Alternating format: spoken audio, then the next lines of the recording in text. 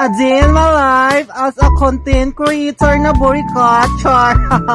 Ayan mga kayas, pumunta po kami din sa Papa McCoy's na kung saan located at Don Sully. Yan mga kayas, papunta kami dyan ng aking friend na si Joy Hazel. Ayan mga friend, supportive videographer yung aking friend kasi magkain daw kami sa Papa McCoy's kasi po nag-craves po siya ng manok. Ayan mga kayes, papunta na kami dyan.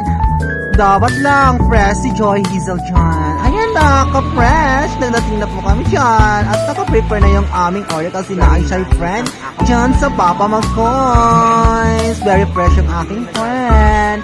Dapat lang Joy Hazel. Ano na siya? Ano na siya, oh? Ano na siya, how? Ano na siya, oh? Manok na siya. Thank you for watching. Don't forget to follow me, mga kayas.